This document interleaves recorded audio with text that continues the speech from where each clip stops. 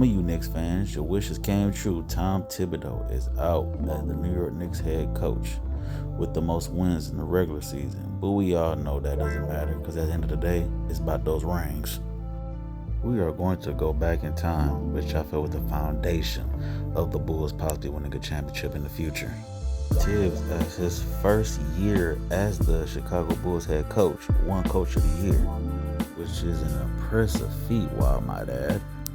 As you see here, Tibbs is playing basically a 10-man rotation, as Derrick Rose and Luol Deng are the players with the highest minutes played in the playoffs. Both are playing high minutes, which I understand. They are the two stars of the team. But that inexperience played a major role as the Baby Bulls couldn't withstand that hype in regards to the Heatles that first year, which helped them go to the NBA Finals that year. Now as we head to the 2011-2012 season, kind of some hype around this season, possibly seeing a rematch in regards to the Miami Heat. As you see here, Rip Hamilton is added to the squad to provide some championship experience. And as you see here, they play an 11-man rotation. Sure, it won't be no problems, right? Boy, things changed, and I mean for the bad. In the fourth quarter, in that first round series against the Sixers in the 2012 playoffs, Derrick Rose landed awkwardly and tore his ACL, which landed him out for the playoffs and some of the regular season next year. And I felt after that season, there was a closing door in regards to the Bulls ever winning the championship. Yeah, and after that injury, Derrick Rose was not the same superstar as we're accustomed to. For correction, Derrick Rose did not play that following year, still recovering from that ACL injury, which I understand. Those are just one of those scary injuries, especially with his style of play. But despite his absence, the Chicago Bulls did go to the conference semis, only to lose to the Heat again. I mean, yeah, playoff appearances down the road, but we all know in the city of Chicago that is not enough, which led to Tibbs eventually being axed of the head coaching job. On April 20, 2016, the T-Wolves hired Tom Thibodeau, but this time as a head coach. His first gig in the NBA was as an assistant head coach. And boy, look at this mullet right here. You know, he'd be praying for days. He wish he could have a head full of hair like that. Ain't no broken in the world, my boy. Now with their cornerstones and Andrew Wiggins and Karl Anthony Towns, with established three-time All-Star at the time, Jimmy Butler, there was wishful thinking in the Twin Cities. We'll see. Alright, here's 2018 T-Wolves. Basically a 10-man rotation. Butler and Towns playing 34 minutes. Good minutes. Makes sense. Star players, whatnot. Hey, it's a familiar face. What's going on, D-Rose? In his second season, he led the T-Wolves to the playoffs, only to come across the number 1 seed Houston Rockets. I had recently found out that this year was the Rockets' best regular season record, which is crazy. Coming from the Rockets had Hakeem Olajuwon led back-to-back NBA titles teams. Along with that crazy year James Harden had statistically, it all made sense. So I wasn't mad at the decision.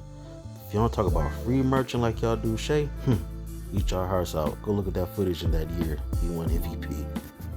The next season wasn't any better, because the next year, after a 19-21 start, the Timberwolves fired Tom Thibodeau as their head coach. July 30th, 2020, the New York Knicks hired Tom Thibodeau as their next head coach. This ended up becoming his second stint with the New York Knicks franchise, as back in 96-97, he was an assistant head coach under Jeff Van Gundy. Even Jeff Van Gundy saying he was the best coach on the staff, which is interesting.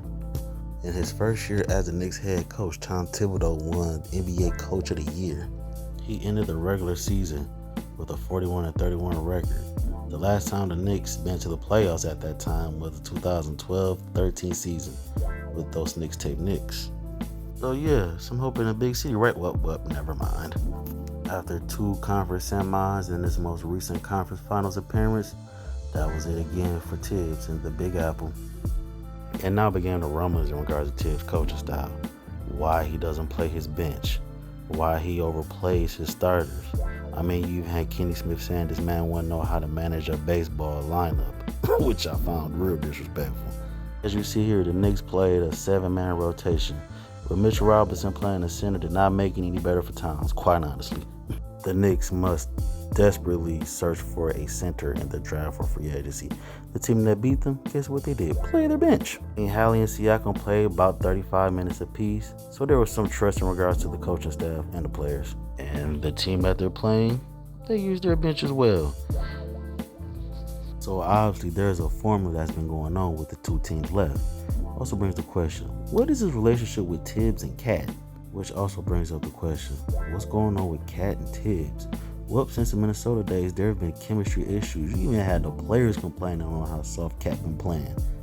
It's crazy because after all that, you got that man fired in 2 different cities. I mean, it got so bad that Cat even saying he may need some extended rest going on the next season. You had Mikal Bridges, the NBA Iron Man currently, was complaining he was getting played too much.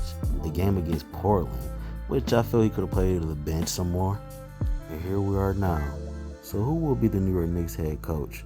Well, you got 3 Mikes out here, Mike Malone, Mike Brown, and Mike Budenholzer. That's possible potential head coaches. I think Dan Hurley would be a good choice, especially with his new generation of players.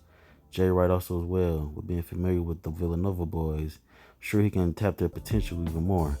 He even got Ime Udoka, who they brought up. I'm sure with the Celtics and the Knicks being in the same division, he'll want to get it back in blood, which would be good for TV. Even Jason Kidd making a return to the Knicks. Honestly, if I'm Jason Kidd, I'm declining this interview. And that's what the Mavs did. Definitely did bro a favor.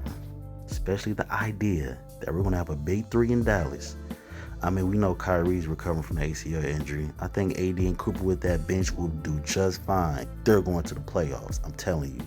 But then at the same time, you got Nico Harrison, who's known to do dumb stuff. For Christ's sake, bro, please select Cooper. Well, Knicks fans, you got to depend on your boy Dolan and Rose in regards to you guys' future. I feel like in regards to the roster, Rose has done all right. I didn't agree with the Mikal Bridges for all those draft picks, and then they only have 1 pick, and that's in the 2nd round. But in regards to Tibbs, I feel like it's just a shame in regards to all these teams. He's had regards to Bulls, the T-Wolves, even this New York Knicks team.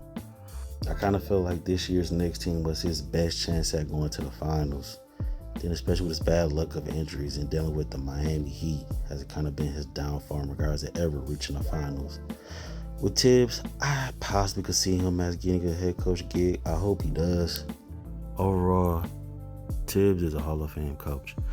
Just my thing is he has adjusted his new generation of NBA basketball. Also with trusting his bench, and my opinion is something that hasn't been brought up a lot. He needs a secondary ball handler, point forward, something. I think with Brunson running a point, okay, run the offense through him, but he needs to score more off ball. Him dribbling the ball has affected them tremendously in regards of ball movement and everything.